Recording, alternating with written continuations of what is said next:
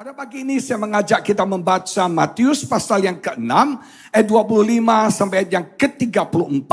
Ayat yang sudah terkenal, yang mungkin sebagian kita sudah hafal di luar kepala, dan sebagian saudara pasti sudah tahu apa yang akan saya khotbahkan. Matius 6 ayat 25 sampai 34 menulis demikian. Karena itu aku berkata kepadamu, janganlah khawatir akan hidupmu, akan apa yang hendak kamu makan atau minum. Dan janganlah khawatir pula akan tubuhmu, akan apa yang hendak kamu pakai. Bukankah hidup itu lebih penting, more important, daripada makanan, dan tubuh itu lebih penting daripada pakaian? Pandanglah burung-burung di langit yang tidak menabur dan tidak menuai dan tidak mengumpulkan bekal dalam lumbung, namun diberi makan oleh Bapamu yang di surga. Bukankah kamu jauh melebihi burung-burung itu? Siapakah di antara kamu yang karena kekhawatirannya dapat menambahkan sehasta saja pada jalan hidupnya? Dan mengapa kamu khawatir akan pakaian? Perhatikanlah bunga bakung di ladang yang tumbuh tanpa bekerja dan tanpa memintal. Namun aku berkata kepadamu, Salomo dalam segala kemegahannya pun tidak berpakaian seindah salah satu dari bunga itu. Jadi, jika demikian Allah mendandani rumput di ladang yang hari ini ada dan besok dibuang ke dalam api, tidakkah ia akan terlebih lagi mendandani kamu, hai orang-orang yang kurang percaya? Sebab itu janganlah kamu khawatir dan berkata, apakah yang akan kami makan, apakah yang akan kami minum, apakah yang akan kami pakai. Semua itu dicari bangsa-bangsa yang tidak mengenal Allah. Akan tetapi Bapamu yang di surga tahu bahwa kamu memerlukan semuanya itu. Tetapi carilah dahulu kerajaan Allah dan kebenarannya, maka semuanya itu akan ditambahkan kepadamu. Sebab itu janganlah kamu khawatir. Lihat orang kiri kamu bilang, jangan kamu khawatir. Jangan kamu khawatir akan hari besok. Karena hari besok mempunyai kesusahannya sendiri. Kesusahan sehari cukuplah untuk sehari. Nah, jemaat yang diberkati Tuhan, dalam waktu 1 bulan lagi kita akan mengakhiri tahun 2022. Kita bersyukur kepada Tuhan, kita sudah melewati tahun ini dengan luar biasa. Tuhan sudah menuntun kita, Tuhan sudah menolong kita, Tuhan sudah memberkati kita sepanjang tahun 2022 ini. Dan kita akan membuka tahun yang baru, tahun 2023. Saudara, menjelang akhir tahun banyak orang memberikan prediksi-prediksi, banyak orang memberikan nubuatan-nubuatan apa yang akan terjadi di tahun depan. Dan saudara sekalian, kalau kita perhatikan semua prediksi, saudara, semua ramalan, semua nubuatan, semua berkata bahwa tahun depan akan terjadi inflasi yang berat, inflasi yang parah, akan terjadi bencana kelaparan, akan terjadi krisis ekonomi yang luar biasa. Bahkan dikatakan tahun 2023 akan menjadi tahun kegelapan. Nah, saudara sekalian, banyak orang mengalami kekhawatiran. Banyak orang mengalami kekhawatiran dalam menghadapi tahun 2023. Tapi saya diutus Tuhan dari Jakarta untuk berbicara kepada jemaat yang ada di tempat ini. Ada pesan yang Tuhan mau saya sampaikan, yaitu jangan kamu khawatir memasuki tahun 2023. Jangan kamu khawatir. Banyak orang merasa khawatir hari-hari ini memasuki hari-hari ke depan kita. Saudara sekalian, dalam ayat yang kita baca 6 kali kata khawatir itu muncul. Saya percaya ini tidak kebetulan. Kalau Anda pelajari 6 adalah angka manusia. Artinya apa? Sebagai manusia kita bisa khawatir. Sebagai manusia kita cenderung untuk khawatir. Sebagai manusia kita biasanya khawatir. Hidup kita selalu khawatir, dan khawatir. Kita khawatir akan banyak hal dalam hidup kita. Seorang ahli menyatakan kekhawatiran itu ada 5 macam. Yang pertama disebut dengan general anxiety disorder, yaitu kekhawatiran secara umum yang dialami oleh banyak orang. Kita merasa gelisah, kita nggak bisa tidur, saudara. Hati kita tidak tenang, kita selalu merasa tidak aman, kita selalu merasa terancam oleh situasi, oleh keadaan, dan membuat kita khawatir. Kita selalu merasa tidak yakin dengan diri kita sendiri. Inilah kekhawatiran secara umum. Yang kedua, kita kenal juga yang namanya, saudara sekalian, social anxiety disorder. Ada orang yang khawatir kalau bertemu dengan banyak orang. Ada orang yang grogi, yang khawatir kalau harus tampil di depan massa. Dia sibuk memikirkan bagaimana penampilan saya, apa yang harus saya ucapkan, bagaimana saudara pakaian saya. Orang yang begitu ribet, yang begitu paranoid ketika dia harus bertemu dengan orang. Karena dia ingin menyukakan semua orang. Satu prinsip yang kita harus pelajari, kita tidak bisa menyenangkan semua orang. Pasti ada orang yang suka, pasti ada orang yang tidak suka. Makanya muncul istilah lovers dan haters. Saudara sekalian, pastilah. Bahkan Yesus pun tidak bisa memuaskan semua orang. Ada orang yang begitu fanatik, begitu radikal mengikut Yesus. Tapi ada orang yang membenci Yesus sampai mereka membunuh Yesus. Saudara sekalian, kita kadang-kadang terlalu memperhatikan penampilan kita. Kita selalu memperhatikan, saudara, apa yang harus kita katakan. Kita jadi khawatir, kita jadi panik, kita jadi bingung. Karena kita harus tampil sempurna di hadapan banyak orang. Hati-hati dengan jebakan perfect, saudara. Tidak ada manusia yang sempurna. Kita sedang disempurnakan oleh karena kasih karunia Tuhan dalam hidup setiap kita. Lihat kiri kananmu bilang, kamu belum sempurna. Lihat kiri kananmu bilang, kamu belum sempurna. Tapi kamu sedang disempurnakan. Amin, saudara. Kita nggak usah merasa malu, merasa grogi, tampil di depan orang. Saudara sekalian, yang ketiga kita kenal bentuk kekhawatiran adalah yang namanya obsessive compulsive disorder. Orang-orang yang selalu melakukan hal yang sama berulang-ulang. Dan ini yang mungkin kita sebut dengan paranoid, saudara sekalian. Ada orang yang cuci tangan gara-gara pandemi ini, satu hari bisa 300 kali, saudara sekalian. Setiap menit cuci tangan. Ada orang yang begitu paranoid. Saya punya teman, saudara, waktu pandemi itu dia sedia bergalon-galon hand sanitizer. Setiap 5 menit pakai hand sanitizer. Sentuh ini pakai hand sanitizer. Sampai tangannya rusak semua kulitnya, saudara sekalian. Karena hand sanitizer itu alkohol dan kering, saudara sekalian. Waktu kita keluar makan masa pandemi, dia gak berani pakai baju t-shirt. Dia gak berani pakai baju lengan pendek. Dia biasanya selalu pakai t-shirt, selalu pakai baju lengan pendek. Tapi waktu pandemi itu dia pakai baju lengan panjang, saudara sekalian. Begitu paranoid. Sampai waktu kita makan di restoran, dia pesan minuman. Dia nggak minum, dia nggak berani minum minuman itu. Ada satu hal yang buat kita merasa kompulsif. Satu hal yang kita lakukan berulang-ulang. Karena sebetulnya kita khawatir. Ada orang yang kalau grogi selalu gigit-gigit. Dia punya kuku, betul nggak, saudara? Ada orang, saudara, yang sampai saudara sekalian mungkin terikat dengan satu hal tertentu. Kita merasa kehilangan kontrol, kita merasa tidak bisa mengendalikan. Nah, itu bentuk daripada yang namanya kekhawatiran. Kita mencoba mengontrol segala sesuatu. Satu fakta saya mau sampaikan kepada saudara, kita tidak bisa mengontrol semua hal. Amin. Jangan jadi control freak, saudara.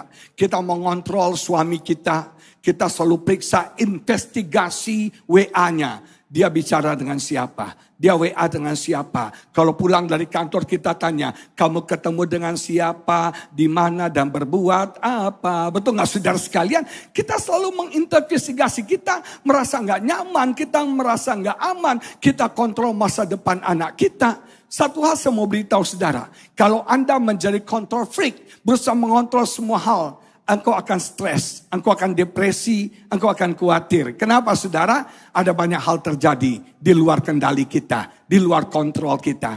Siapa yang bisa mengira kita harus pakai masker selalu sampai hari ini? Saudara, pandemi ini di luar kontrol kita. Pandemi ini di luar kendali kita. Makanya ada hal-hal yang kita harus belajar untuk serahkan kepada Tuhan. Yang keempat, bentuk dari khawatir adalah panik. Panic disorder. Orang panik buying, panik ini, panik itu khawatir. Orang yang panik itu adalah orang yang khawatir.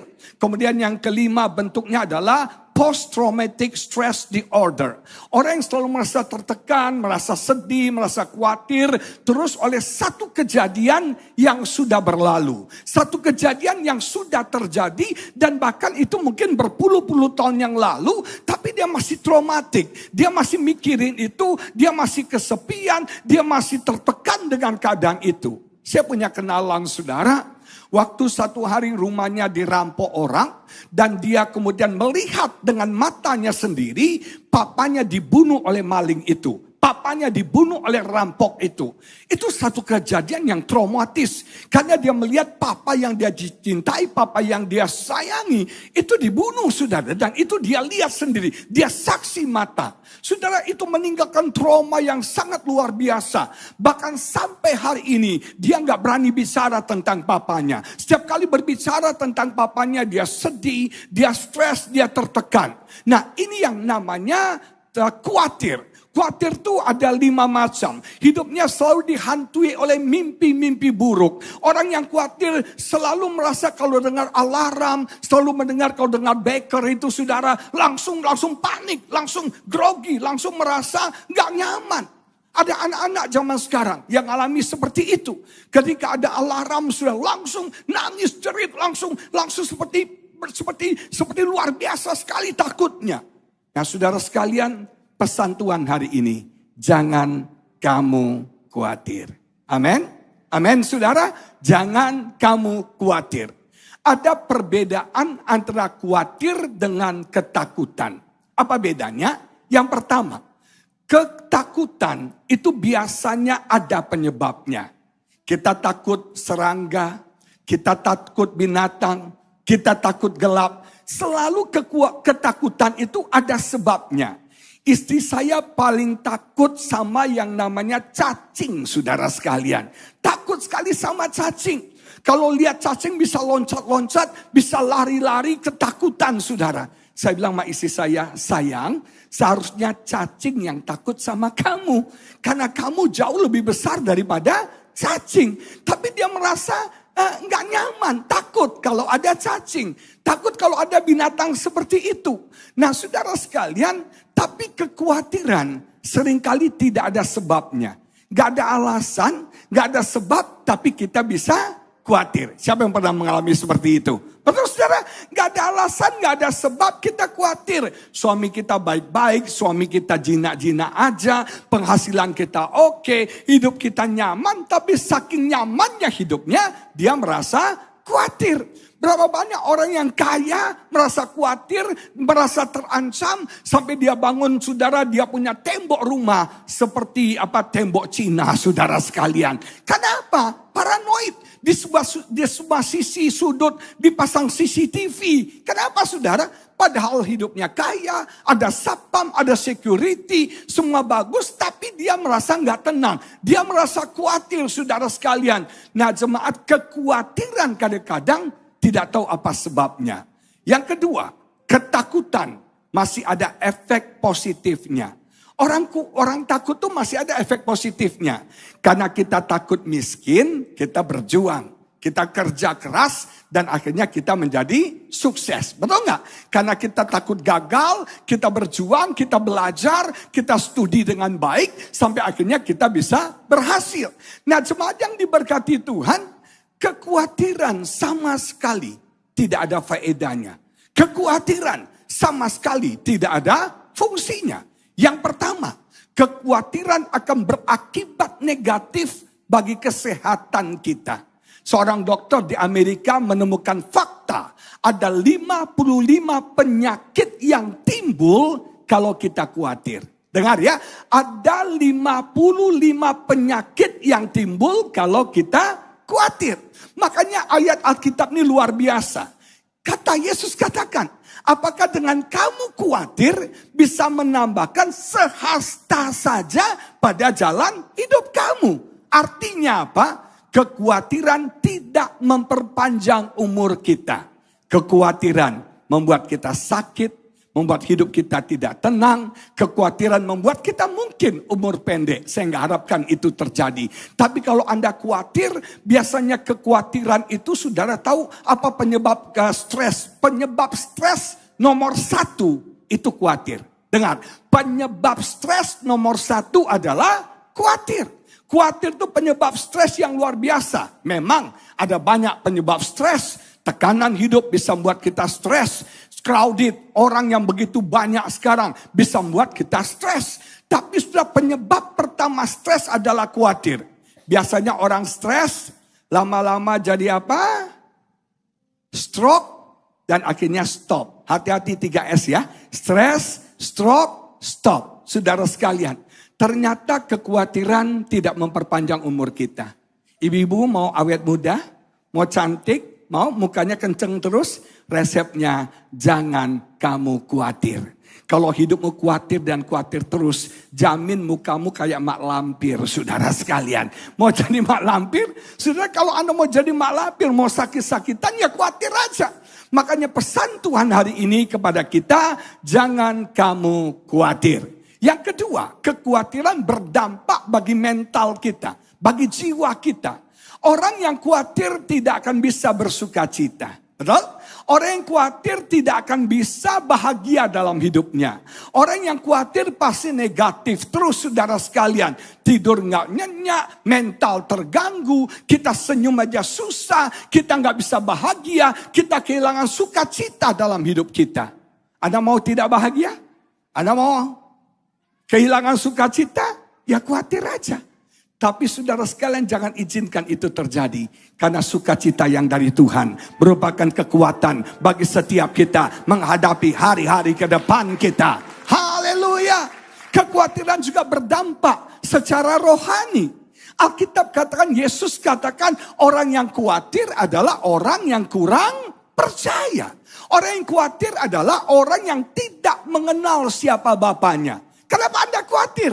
Karena Anda tidak kenal siapa Bapa kita. Kita punya Bapa yang baik. Kita punya Bapa yang bertanggung jawab. Kita punya Bapa yang mengasihi hidup setiap kita. Yang tahu setiap beban kita. Yang tahu setiap pergumulan kita. Yang tahu setiap apa yang kita perlukan. Amin saudara sekalian. Kalau kita kenal Bapa kita. Kita tahu Bapa yang kita sembah. Kita tidak akan khawatir dalam hidup kita. Kata Tuhan cukupkan. Kata cukup itu artinya Tuhan sediakan. Itu artinya apa? Tuhan sudah menyediakan apa yang sedang kau perlukan dan apa yang akan kau perlukan. Dengar, kata sediakan artinya Bapa sudah menyediakan apa yang sedang Anda perlukan. Apa yang Anda sedang butuh? Anda butuh pekerjaan? Anda butuh masa depan yang lebih baik? Anda butuh apapun yang Anda butuhkan, percaya dengan iman, Bapa sudah sediakan bagi setiap kita. Dan kata sediakan juga artinya Bapa sudah menyediakan apa yang akan kau perlukan dalam hidupmu. Ada di sini orang tua yang punya anak gadis, yang punya anak cowok yang mau menikah. Biasanya orang tua ketika anaknya dari kecil dia sudah nabung untuk biaya menikah anaknya. Saya punya teman saudara, ini orang kaya, diberkati Tuhan, cinta Tuhan. Waktu anaknya mau menikah semua sudah disiapkan. Biaya pernikahan sudah disiapkan, saudara sekalian, walaupun anaknya juga mampu. Tapi orang tuanya sudah menyediakan. Percayalah apa yang sedang kau perlukan. Percayalah apa yang akan kau butuhkan. Tuhan sudah sediakan bagi setiap umat yang dia cintai. Kita ini anak-anaknya. Dia Bapa yang baik, tahu memberikan yang terbaik buat kita. Saudara, Bapa memberikan jodoh yang terbaik buat setiap kita. Saya bersyukur saya menikah di umur 40 tahun. Orang Batak bilang saya ini panglatu, panglima lajang tua. Gak apa-apa saudara. Yang penting sudah dapat. Saya kalau pilih istri, saya benar-benar menyerahkan kepada Tuhan. Kalau lihat dari ketampanan saya, yang mirip Lee Min Ho ini, rasanya gampang sekali untuk cari cewek. Jujur waktu saya masih umur 20-an, banyak cewek yang naksir saya. Apalagi saya sudah pelayanan, yang namanya pendeta saudara, sejelek-jelek apapun di depan mimbar jadi ganteng kayak Lee Min Ho saudara sekalian. Banyak cewek yang naksir, cewek yang punya kepribadian, mobil pribadi, aset pribadi saudara, yang intelektual, yang cantik, saya banyak kenal. Tapi saya menyerahkan jodoh saya kepada Tuhan. Menyerahkan jodoh saya karena saya tahu saudara, sebagai hamba Tuhan, siapa yang mendampingi saya itu penting banget. Gak asalan, makanya anak-anak muda yang hadir pada hari ini, yang ikut streaming hari ini, jangan asal pilih jodoh. Jangan minta tanda, Tuhan orang yang turun dari lift yang pertama turun, itulah jodoh saya. Kalau yang turun mbah-mbah gimana saudara sekalian. Nah jemaat yang diberkati, saya minta yang terbaik. Kriteria saya ada 5. Yang pertama dia harus cewek. Ya cewek lah ya. Betul gak? Masa cowok Allah kalah saudara. Nah cewek cinta Tuhan, melayani Tuhan. Yang kedua kalau boleh dia itu lebih muda dari saya. Yang ketiga saya minta dia sarjana. Yang keempat saya minta dia bisa setir mobil. Karena saya gak bisa setir mobil. Saya butuh driver saudara sekalian. Yang kelima saya berdoa minta dia cantik saudara. Dan Bapak selalu berikan yang terbaik buat anak-anak yang dicintai. Saya bertemu dengan seorang wanita yang memenuhi kriteria saya. Yang pertama dia wanita, dia cewek, dia cinta Tuhan, dia melayani Tuhan. Dan dia setia mensupport saya dalam pelayanan saya. I love you baby, I love you, I love you. Satu hari saudara, istri saya yang pegang admin mimin IG saya. Satu hari dia mau posting satu foto, terus dia tanya, sayang, captionnya apa? Nah punya suami yang sudah jadul, gak ngerti kata caption. Apa artinya caption? Caption artinya apa yang ada di hati dan pikiran kamu dituangkan di dalam IG, betul gak? Ibu-ibu jago banget yang begituan, betul gak? Apa captionnya? Terus saya bilang apa ya? Ya pokoknya apa yang ada di hati dan pikiran kamu. Saya bilang sama istri saya, kamu tahu. Yang ada di hati dan pikiran saya hanya kamu, saudara sekalian. Langsung dia bilang gemetar nih, gemetar nih, gemetar nih. Nah saya mendapat istri yang luar biasa. Dia cewek, cinta Tuhan, melayani Tuhan. Mensupport saya dalam pelayanan. Yang kedua saudara sekalian, dia lebih muda 8 tahun dari saya. Yang ketiga, dia sarjana S1 saudara. Sudah S2 sekarang ya. Nah S2-nya masih gantung. Dia S1. Yang keempat saudara, dia itu bisa setir mobil. Dia bisa setir kontainer juga saudara sekalian. Yang kelima dia cantik saudara sekalian. Banyak yang bilang istri saya mirip pemain Meteor Garden tuh. Yang temannya pacarnya Toming siapa namanya? Capcay apa? Apa? Sincai saudara. Banyak yang bilang mirip Sincai. Nah saudara sekalian percayalah. Bapak berikan yang terbaik bagi anak-anak yang dikasihinya. Amin saudara. Kalau kita kenal Bapak kita, dia pasti berikan yang terbaik. Pekerjaan yang terbaik, bisnis yang terbaik. Semua yang terbaik Bapak berikan dalam hidup kita. Makanya jangan kamu khawatir. Saya waktu waktu kami pindah dari Singapura ke Jakarta, kami ini nasibnya kontraktor. Tiap tahun pindah kontrak, saudara sekalian. Sampai istri saya bilang kita kayak kucing beranak, pindah lagi, pindah lagi, pindah lagi. Ayo doa sama Tuhan, minta bisa punya rumah. Saudara sekalian, Tuhan itu luar biasa. Kaya gak punya uang, dong hepeng saudara. Tapi Tuhan punya cara yang ajaib untuk saya bisa punya rumah. Saya berpikir realitas. Saya berpikir fakta kenyataan. Saya uang aja gak punya. Jadi saya berpikir cuma ingin beli rumah yang ukurannya RSSSSSS. Rumah saya sungguh sangat sempit sekali. Sampai-sampai selonjoran susah sekali saudara. Jadi saya cari rumah ukuran kecil. Tapi waktu saya ketemu seorang teman, dia bilang, jangan beli rumah kecil. Nanti kalau rumahnya kecil nggak muat, kamu mau jual susah. Beli rumah yang sungguh-sungguh kamu perlukan. Tapi saya bilang, saya nggak ada duit. Tapi rupanya Bapak dengar apa yang saya perlukan. Bapak tahu apa yang saya perlukan. Tiba-tiba saya diberkati Tuhan dengan luar biasa. Ada berkat besar. Dan dengan berkat besar saya bisa DP rumah. Dan saya bisa punya rumah. Nama Tuhan dipermuliakan. Amin. Dia Bapak yang tahu. Yang semua yang kita perlukan.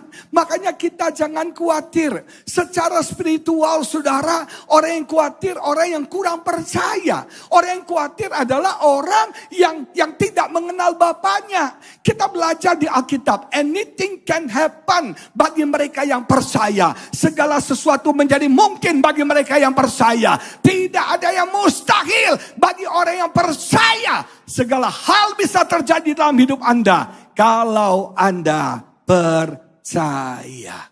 Apa yang mencuri iman kita?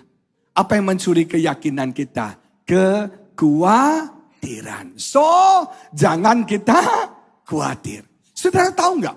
Kata khawatir itu worry dalam bahasa Inggrisnya. Asal kata worry itu artinya mencekik. Mencekik. Makanya kalau kita khawatir rasanya nafas kita sesak ya.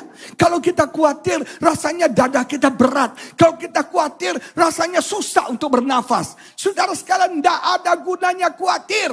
Makanya Alkitab berkata, Yesus katakan kepada jemaat GSCS pada hari ini, jangan kamu khawatir. Amin. Nah, gimana caranya supaya kita tidak khawatir? Ada berapa banyak saudara yang mau berkata no kepada khawatir? Yang mau berkata tidak kepada khawatir? Angkat tanganmu. Amin. Cara yang pertama, kita bisa bebas dari kekhawatiran kalau kita menjaga pikiran kita. Jaga pikiran kita. Anda tahu kekhawatiran itu timbulnya di dalam pikiran. Makanya dalam terjemahan bahasa Indonesia dikatakan jangan kamu khawatir. Tapi dalam terjemahan bahasa Inggris King James Version menulis begini. Therefore I say unto you, take no thought for your life. Jangan terlalu banyak pikir. Jangan mikirin apa yang kamu tidak perlu pikirkan. Jangan pikirkan apa yang seharusnya kamu tidak perlu pikirkan. Kenapa Anda khawatir? Karena Anda tidak menjaga pikiran Anda. Saya punya teman, dia punya oma umur 80 tahun lebih saudara. Sehat, kuat, tidak pikun, masih keren, masih cantik. Jadi kita tanya, Oma, apa resepnya Oma umur panjang? Apa resepnya Oma sehat, awet muda? Dia bilang gini, hidup ini dijalani saja. Jangan terlalu banyak dipikirkan. Apa yang kamu bisa pikirkan, pikirkan. Tapi apa yang kamu tidak bisa pikirkan, serahkan kepada Tuhan. Waktu saya dengar itu, saya surprise banget. Dan itu menjadi falsafah hidup kita. Hidup ini dijalani aja saudara. Betul nggak? Ternyata selama pandemi 3 tahun kita jalani everything okay. Everything fine. Kita masih bisa ada. Kita masih bisa makan. Dulu saya berpikir saudara, waktu pandemi ini neraka bagi saya. Kehancuran bagi saya. Gereja tutup saudara sekalian. Saya tidak ada pelayanan saudara sekalian. Sampai kita pikir nih, mau jual mobil. Mau pikir jual rumah. Mau pikir jual ini, jual itu. Untung gak jual diri saudara. Semua kita mau jual. Tapi luar biasa. Sampai hari ini saya bisa melewati semuanya. Tidak pernah kekurangan. Tidak pernah kelaparan. Rumah gak dijual. Mobil tidak dijual. Diberkati Tuhan. Luar biasa. Bukankah oleh anugerah Tuhan kita bisa melewati tahun demi tahun dalam hidup kita. Amin saudara. Kita bisa melewati setiap tantangan. Setiap pergumulan yang terjadi dalam hidup kita. Makanya hidup ini dijalani. Apa yang kita perlu pikirkan, kita pikirkan. Tuhan kasih kita otak. Tuhan kasih kita pikiran. Tuhan kasih kita kepintaran, pakai. Tuhan kasih kita kreativitas, pakai. Tuhan kasih kita imajinasi, pakai saudara sekalian. Nah, apa yang kita nggak bisa pikirkan, serahkan kepada Tuhan. Bukankah kita punya Tuhan yang hebat? Bukankah kita punya Tuhan yang luar biasa? Ketika kita berserah kepada Dia, Dia akan turun tangan bertindak untuk menolong setiap umatnya. Amin saudara. Nah, jaga pikiranmu. Jaga pikiranmu. Medan pertempuran kita dengan iblis ada dalam pikiran. Iblis ingin menguasai pikiran Anda. Iblis ingin menaklukkan pikiran Anda. Ada satu ayat dalam Amsal 4 berkata begini. Seperti orang itu berpikir, begitulah keadaannya. Dan saudara sekalian dalam Amsal 4 dikatakan jagalah hatimu. Tapi dalam bahasa Inggrisnya dikatakan, saudara sekalian, dikatakan bahwa hidup kita dibentuk oleh pikiran kita. Dengar, hidup kita, keadaan kita ini ditentukan, dikontrol oleh apa? Pikiran Anda. Kalau pikiran Anda sehat, hidup Anda sehat. Kalau pikiran Anda sakit, hidup Anda sakit. Kalau pikiran Anda gagal, Anda gagal. Tapi kalau pikiran Anda sukses, Anda sukses. Kalau Anda pikirkan stres, Anda stres. Tapi kalau Anda pikirkan Anda bahagia, Anda akan bahagia. Yang menentukan kehidupan kita adalah pikiran kita. Bapak Ibu tahu, kontrol atas hidup kita, kemudi atas hidup kita ada di pikiran kita. Maka dari itu iblis ingin menguasai pikiranmu. Iblis ingin meracuni pikiranmu. Iblis ingin menaklukkan pikiranmu. Ketika dia bisa menguasai pikiranmu, maka dia akan bisa menguasai kehidupan kita. Medan pertempuran kita dengan iblis di dalam pikiran. Sudah dalam pikiran ini, khawatir, stres, depresi, ketakutan, semua ada di dalam pikiran. Maka dari itu saudara, kita harus isi pikiran kita dengan firman Tuhan. Isi pikiranmu dengan firman Tuhan. Hafalkan firman Tuhan, baca firman Tuhan, renungkan firman Tuhan. Ketika kekhawatiran datang, katakan, aku menyerahkan kekhawatiranku kepada Tuhan. Karena Tuhan pelihara hidupku. Lawan iblis dengan firman Tuhan. Kalahkan semua yang masuk dalam pikiran kita dengan firman Tuhan. Iblis katakan kamu gak bisa, kamu gak punya masa depan. Katakan aku punya masa depan yang gilang gemilang. Aku punya masa depan yang penuh harapan di dalam Tuhan. Amin. Lawan pakai firman Tuhan. Iblis katakan kamu lemah. Katakan dengan firman Tuhan saya kuat. Iblis katakan kamu gagal. Katakan pakai firman Tuhan saya sukses. Karena apapun yang saya kerjakan diberkati Tuhan dan dibuat berhasil. Iblis akan kalah oleh karena firman Tuhan. Peluru kita, senjata kita firman Tuhan. Medan pertempurannya ada di dalam pikiran kita. Ayub katakan, ketika kamu terlalu khawatir, maka apa yang kamu khawatirkan akan menimpa kamu. Kalau Anda terlalu khawatir, apa yang Anda khawatirkan akan menimpa Anda. Maka dari itu jemaat GSYS yang diberkati Tuhan, jangan entertain pikiran kita dengan hal-hal yang negatif. Jangan entertain pikiran kita dengan prediksi-prediksi yang ada. Tapi isi pikiranmu dengan firman Tuhan. Saudara, orang bilang 2023 tahun gelap. Tapi kita punya Yesus. Yesus adalah terang dunia. Bersama dengan Yesus kita tidak berjalan dalam gelap. Tapi bersama dengan Yesus kita akan berjalan dalam terang. Yesus akan menuntun kita sepanjang tahun 2023. Seorang teman bertanya, Pak, 2023 ini tahun apa? Bagi saya 2023 tahun kemurahan Tuhan. Memang inflasi akan terjadi. Memang krisis ekonomi akan terjadi. Alkitab sudah catat bahwa di akhir zaman secupak gandum 3 dinar. Harga barang akan meroket naik. Saudara sekalian, krisis ekonomi akan terjadi. Inflasi akan terjadi. Kita gak sangkal itu. Tapi selama Anda berjalan bersama dengan Tuhan, Anda berjalan dalam iman, Anda akan berjalan dalam perkara supranatural. Anda akan melihat mukjizat, pertolongan Tuhan terjadi dalam hidupmu sepanjang tahun 2023. Amin. Yang percaya katakan amin. Amin. Saudara sekalian, isi pikiranmu dengan firman Tuhan. Isi pikiranmu dengan kebenaran Tuhan. Buang semua pikiran yang negatif. Buang semua pikiran-pikiran yang berkata saya gagal, saya tidak bisa, saya tidak kuat, saya tidak mampu. Katakan saya kuat, saya mampu, saya sukses, saya diberkati Tuhan, saya bahagia, saya lebih daripada pemenang. Saya jadi kepala dan bukan ekor. Saya terus naik dan tidak pernah turun. Amin. Dan saudara sekalian, ini penting sekali. Ketika iblis datang dengan kekhawatiran, lawan pakai firman Tuhan. Kalahkan dengan firman Tuhan. Yesaya 26 ayat 3 menulis demikian. Yesaya 26 ayat 3 menulis begini. Yang hatinya teguh, kau jagai dengan damai sejahtera. Sebab kepadamulah ia percaya. Dalam bahasa Inggris bagus banget. You will keep in perfect and constant peace. Tuhan memberkati Anda dengan yang namanya perfect peace. Damai sejahtera yang sempurna. Berita Natal apa? Damai sejahtera bagi dunia. Betul gak saudara?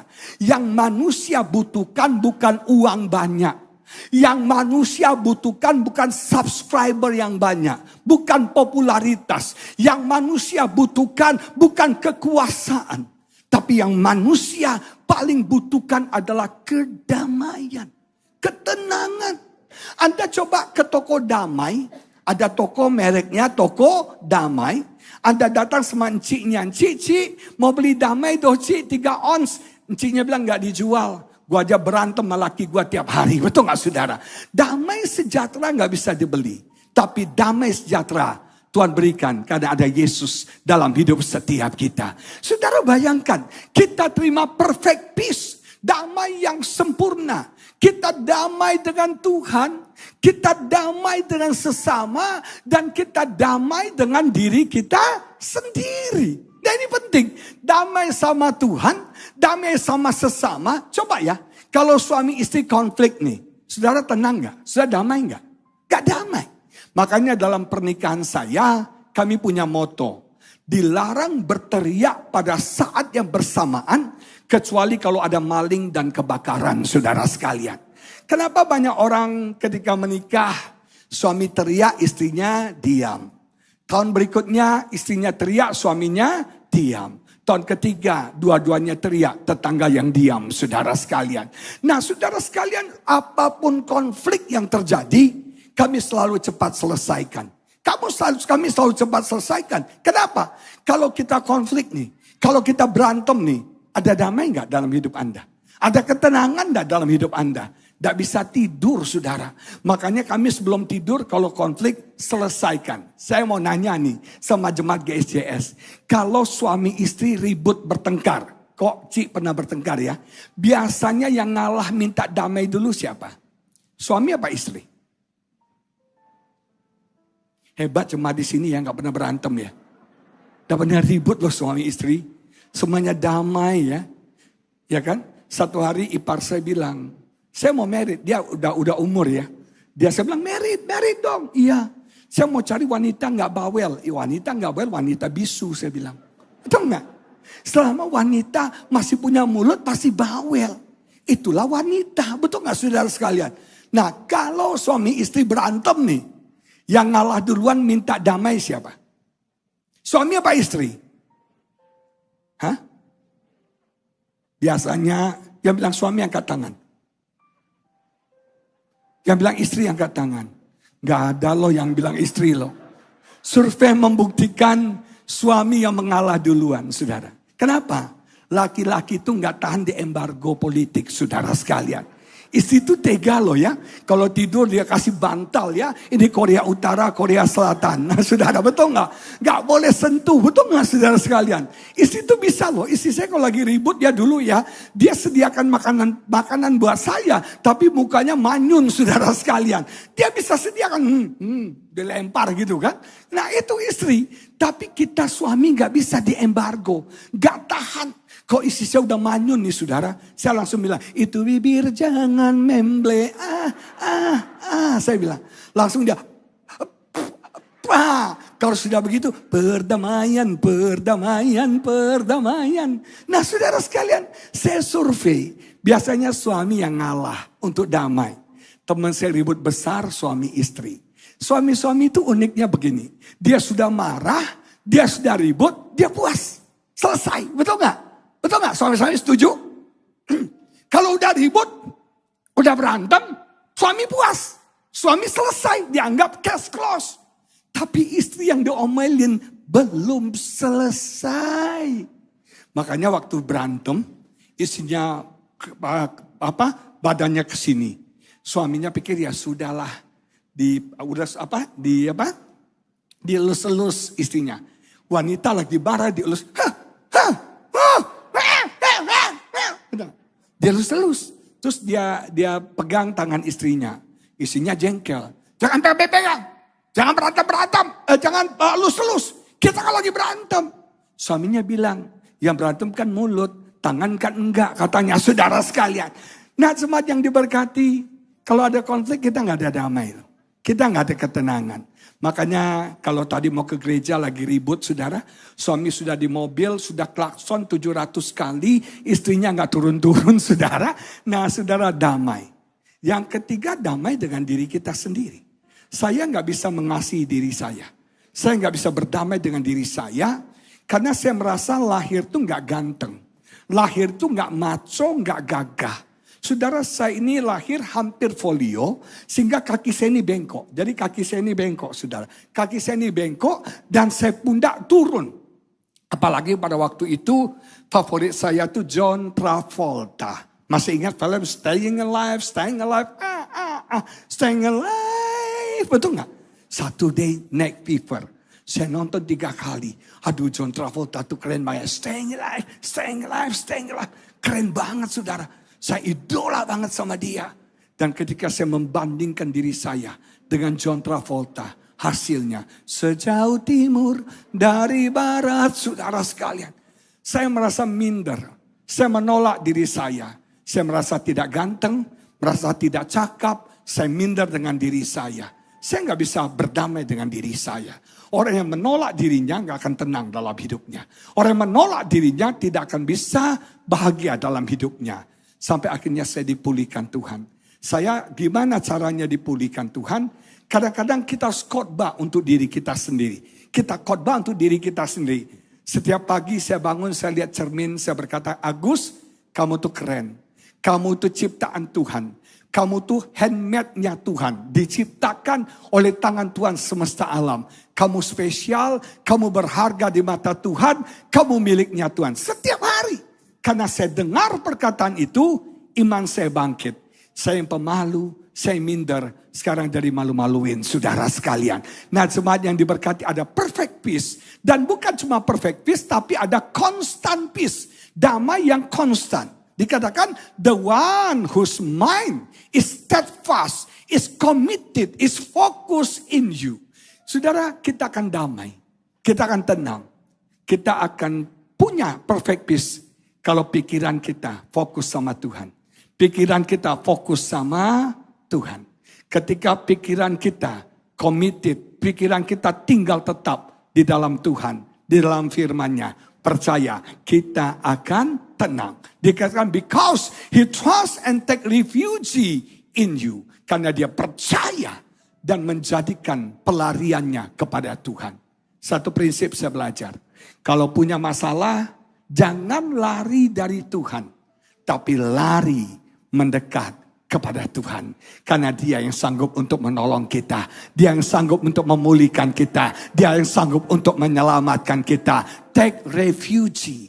Lari minta pertolongan kepada Tuhan. Dia tempat perlindungan bagi setiap kita. Saudara sekalian, feed your mind. Isi pikiranmu dengan firman Tuhan. Dan fokus pikiranmu kepada Tuhan. Maka engkau tidak akan khawatir. Pesan Tuhan hari ini, jangan kamu khawatir. Lihat kiri kananmu bilang, jangan kamu khawatir. Mari kita bangkit berdiri. Kita mau doa, kita mau sembah Tuhan. Haleluya, haleluya. Haleluya. Haleluya, haleluya. Kita nyanyikan lagu El Shaddai, El Shaddai.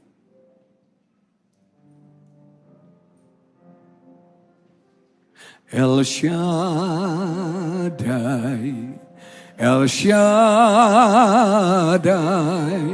Allah Maha Kuasa. Dia besar, Dia besar, El Shaddai mulia.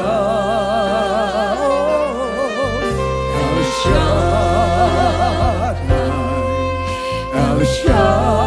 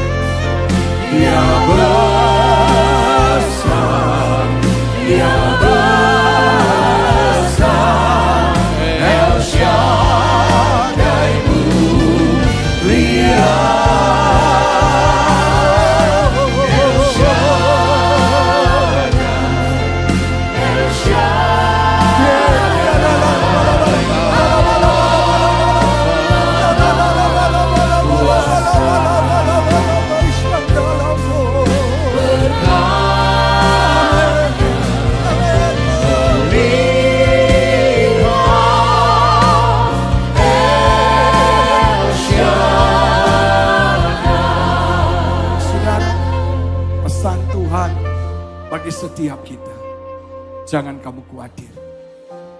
Memasuki tahun yang baru. Tahun yang gelap menjadi terang. Karena Yesus beserta dengan kita. Jangan khawatir akan hidupmu. Jangan khawatir apa yang kau makan kau pakai. Burung di udara Tuhan pelihara. Bunga Tuhan rawat dengan baik. Apalagi hidup kita. Anak kesayangannya. Anak yang dicintai dan dikasihi oleh Bapa. Dia pasti menyediakan semua yang kau perlukan. Ketika kau percaya, kau tidak khawatir. Anything can happen. Segala sesuatu bisa terjadi. Jangan kamu khawatir. Fisikmu terganggu. Mental emosimu hancur. Spiritualmu juga engkau kurang percaya. Membuat kau ragu dan bimbang akan Tuhan. Karena kau khawatir. Hari ini putuskan. Saya tidak mau khawatir. Jaga pikiranmu. Jaga pikiranmu. Isi pikiranmu dengan firman Tuhan. Fokus pikiranmu hanya kepada Tuhan. Bukan pada prediksi. Bukan kepada keadaan. Tapi fokus kepada Tuhan. Saya mau berdoa buat saudara pada pagi ini. Ada berapa banyak saudara yang khawatir. Khawatir dan khawatir. Engkau khawatir akan banyak hal. Saya mau berdoa buat saudara. Angkat tanganmu tinggi-tinggi. Uralala basyanda lala bala bala bala bala bala basyanda. Indalala bayanda la basyanda lala mayanda la basyanda lala bala bala bala bala bala. Oh Tuhan, jamah siapa anak-anakmu hari ini. Agar Bapa yang baik turun tangan bagi setiap kami. Kami buang semua kekhawatiran dari pikiran kami. Kami cabut semua kekhawatiran dari hati pikiran kami. Dalam nama Yesus kami tidak mau khawatir. Karena kami tahu kekhawatiran merusak kesehatan kami. Kekhawatiran mengganggu emosi mental kami. Dan kekhawatiran membuat kami tidak percaya kepada Tuhan. Kau Bapa yang baik tahu apa yang anakmu sedang perlukan. Kau Bapa yang baik kau tahu apa yang akan mereka perlukan. Kami percaya dengan iman. Bapa menyediakan yang terbaik bagi setiap kami. Buang semua kekhawatiran. Roh kekhawatiran. Semua roh kekhawatiran. Kami cabut dari pikiran anak-anak Tuhan. Kami cabut semua roh kekhawatiran. Di dalam nama Yesus. Kami mau serahkan semua kekhawatiran kami kepada Tuhan. Pikiran kami isi dengan firman-Mu. Fokus kepada kebesaran, keilahian, dan kepada karakter ilahi Tuhan. Berkati setiap umat-Mu. Biar kami pulang dengan damai sejahtera yang sempurna. Dengan damai sejahtera yang konstan. Kami pulang dengan berkat Bapa menyertai setiap kami. Di dalam nama Yesus, semua yang percaya bersama-sama katakan amin.